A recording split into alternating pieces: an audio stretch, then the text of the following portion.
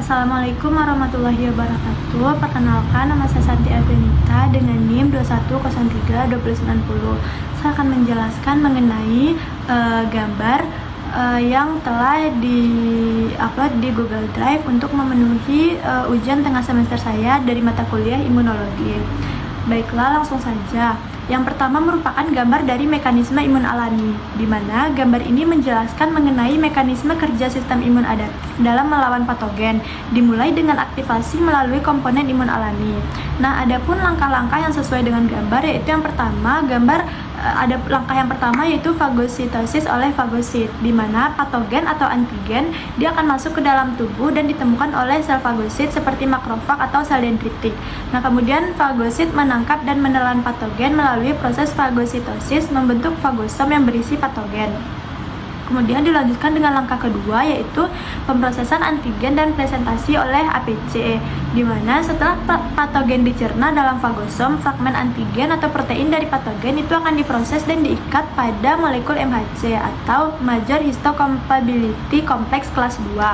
Nah, kemudian sel fagosit yang telah memproses antigen ini sekarang disebut sebagai APC atau Antigen Presenting Cell. Kemudian APC ini dia akan bermigrasi ke kelenjar getah bening dan mempresentasikan kompleks MHC antigen kepada sel T. Kemudian langkah yang ketiga yaitu aktivasi sel T, di mana APC dia akan bertemu dengan sel T yang memiliki reseptor spesifik untuk antigen yang dipresentasikan, sehingga sel T ini dia itu bisa berupa sel T sitotoksik atau CD8+, kemudian sel T helper atau CD4+, atau sel T memori. Nah, kemudian untuk langkah yang keempat, itu terdapat fungsi dari sel T sitotoksik, di mana sel T sitotoksik yang telah diaktifasi dia akan mengenali dan menghancurkan sel-sel tubuh yang terinfeksi oleh virus atau sel-sel kanker. Sel T sitotoksik ini dia akan melepaskan molekul sitotoksik seperti perforin dan granzim yang menyebabkan lisis atau apoptosis pada sel yang terinfeksi. Adapun fungsi dari sel T helper, yaitu sel T helper itu yang teraktivasi dia akan mengeluarkan sitokin yang berfungsi untuk mengkoordinasikan respon imun. Nah, sitokin ini merekrut dan mengaktifkan berbagai sel imun lainnya seperti makrofag dan neutrofil yang membantu dalam fagositosis dan menghancurkan patogen. Kemudian selanjutnya peran dari sel T memori, di mana sebagian dari sel T yang diaktifasi akan menjadi sel T memori yang bertahan lama di dalam tubuh. Kemudian sel T memori ini memungkinkan respon imun yang lebih cepat dan kuat jika patogen yang sama muncul kembali di masa depan. Nah, adapun hubungan antara gambar ini tuh dengan sistem imun alami, yaitu pengaktifan respon imun adaptif, di mana fagosit atau sebagai bagian dari imunitas alami dia akan menangkap dan memproses antigen, kemudian mempresentasikan antigen ini untuk mengaktifkan sel T di dalam sistem imun adaptif.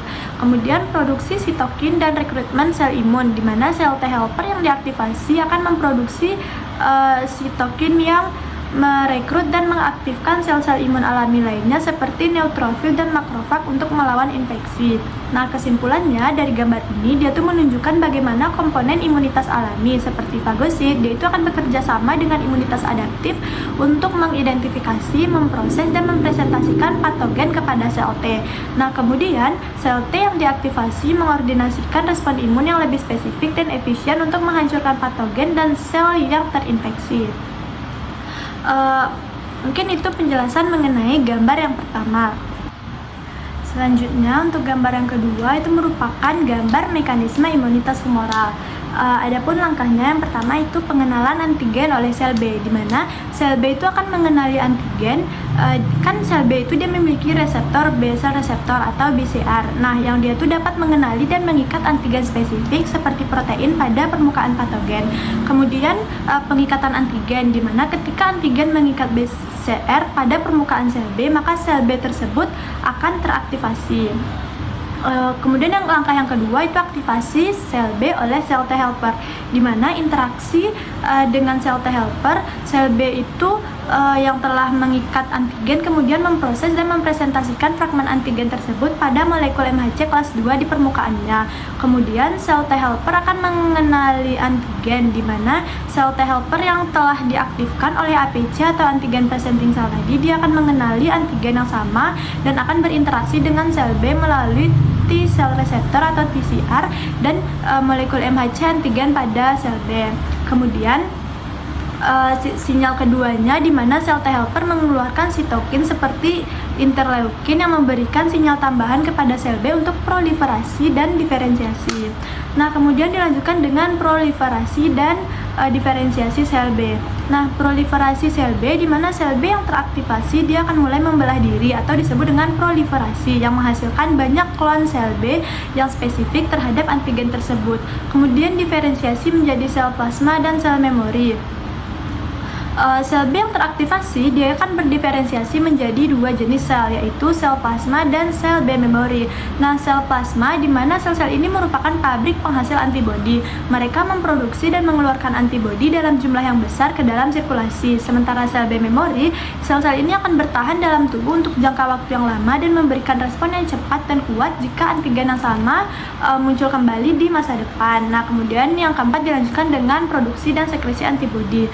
Nah, sekresi sel plasma itu akan menghasilkan antibodi di mana sel plasma itu memproduksi antibodi yang spesifik terhadap antigen yang awalnya mengaktifkan sel B. Kemudian antibodi dilepaskan ke dalam sirkulasi darah dan cairan tubuh lainnya. Nah, adapun fungsi dari antibodi itu sendiri yaitu yang pertama untuk netralisasi patogen. Antibodi itu mengikat antigen pada patogen seperti virus atau bakteri, kemudian menghalangi kemampuan patogen untuk menginfeksi sel-sel tubuh. Kemudian fungsi yang kedua itu ada opsonisasi, di mana antibodi menandai patogen untuk dihancurkan oleh sel fagosit seperti makrofag dan neutrofil. Nah, hal ini meningkatkan efisiensi dari fagositosis. Selanjutnya itu aktivasi sistem komplemen, di mana antibodi yang terikat pada permukaan patogen dapat mengaktifkan sistem komplemen yang membantu menghancurkan patogen melalui lisis atau opsonisasi.